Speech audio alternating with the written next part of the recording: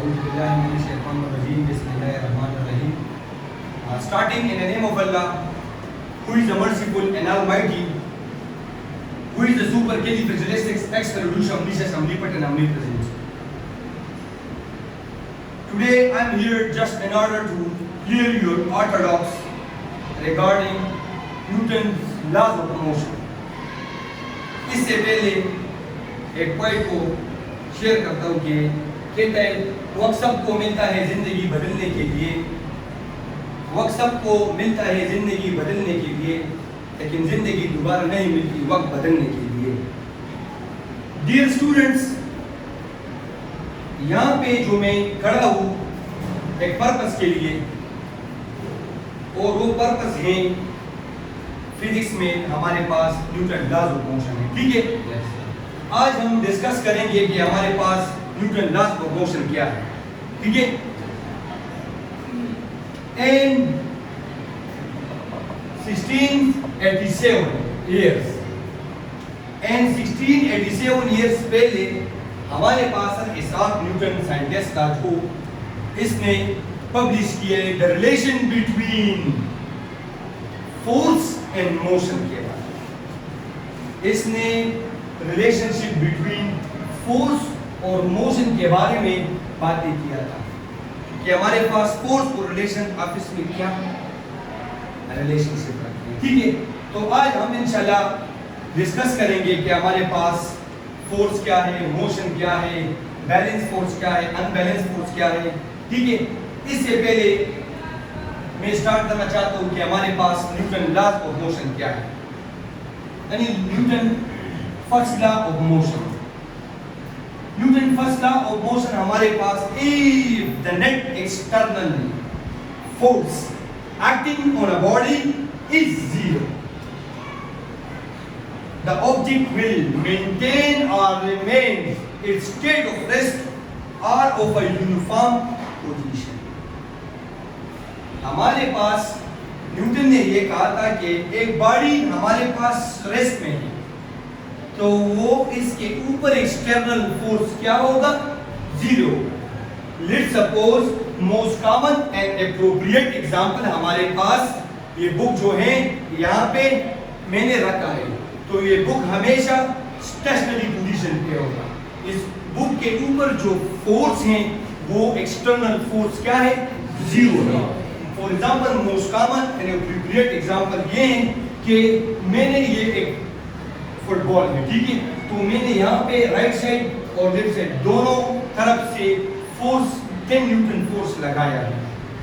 यहाँ पे राइट और लेफ्ट दोनों तरफ 10 न्यूटन फोर्स है, तो ये बॉडी के ऊपर जो फोर्स है ये क्या, ये स्टेट ऑफ रेस्ट में होगा.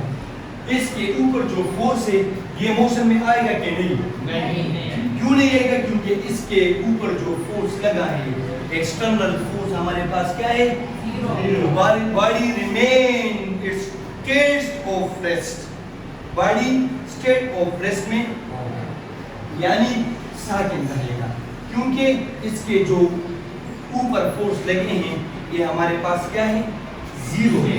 External force acting on a body is zero, तो इसको हम क्या कहते हैं, बैलेंस फोर्स, यानी बॉडी स्टेट ऑफ रेस्ट में है. ठीक है, अच्छा, मैं दूसरा जो मोस्ट एप्रोप्रिएट एग्जांपल है ये है, अगर मैंने मैग्नीट्यूड चेंज किया है, यहाँ पे 10 न्यूटन है और यहाँ पे भी 10 न्यूटन है, तो बॉडी बैलेंस फोर्स पे होगा. ठीक है, यानी एक्टिंग अपॉन क्या होगा, जीरो होगा, फोर्स जीरो होगा. अगर मैंने यहाँ पे मैग्नीट्यूड का चेंज, मैग्नीट्यूड क्या है, a number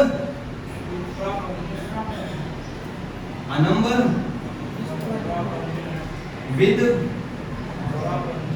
proper unit or magnitude. For example, मेरा जो वजन है, let's suppose 75 kg, so 75 हमारे पास क्या है, नंबर है, क्या है नंबर, और kg हमारे पास क्या है, a number with proper unit is called what, magnitude.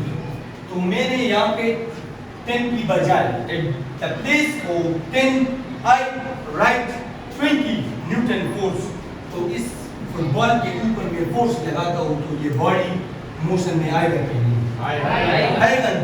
तो मतलब ये कि मैंने मैग्नीट्यूड चेंज किया है, जब मैग्नीट्यूड चेंज किया तो बॉडी फोर्स में फोर्स लगाए तो फोर्स की वजह मोशन में आए, ठीक है।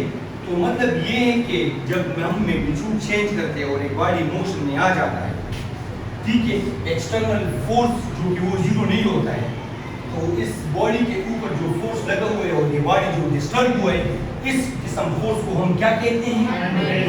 Unbalance force. क्या कहते हैं? Unbalance force. तो न्यूटन लॉ कहता है कि एक body if the net external force on a body is zero, तो वो बॉडी जीरो कांस्टेंट वेलोसिटी के साथ रहेगा। ये बॉडी यहाँ पे स्टेट में है तो ये हमेशा स्टेट पे होगा। अच्छा, न्यूटन ने फिर ये कहे सेकंड जो बात की है न्यूटन ने कि when a body is in motion it keeps or remains its motion। For example मैं इस मार्कर को थ्रू अप करता हूँ तो न्यूटन तो कहते हैं कि बॉडी मोशन में है तो वो हमेशा मोशन में रहेगा। तो ये बॉडी आखिरकार क्यों रुक जाता है? रुकता है कि नहीं? लेट्स सपोज मैं एक बॉल को हिट करता हूँ तो आखिरकार वो रुक जाता है कि नहीं? तो न्यूटन ने कहे कि ये दो बातों की वजह से, वो कौन कौन सी बातें हैं? एक हमारे पास फ्रिक्शन है और एक हमारे पास एयर रेजिस्टेंस है। अगर हम फ्रिक्शन और एयर रेजिस्टेंस को खत्म करें तो बॉडी हमेशा मोशन में होगा कि नहीं? तो न्यूटन लॉ क्या कहते हैं कि एक बॉडी रेस्ट पे है तो वो हमेशा रेस्ट में होगा। एक बॉडी हमारे पास मोशन में है तो वो हमेशा मोशन में होगा। So this is all about what Newton first law of motion. Any question? Problem? Suggestion? Consultation? No question? No problem? Surely 100%? It's okay. Thank you so much for precious time. Leave you long. Don't be damaged. Allah Hafiz. Assalam.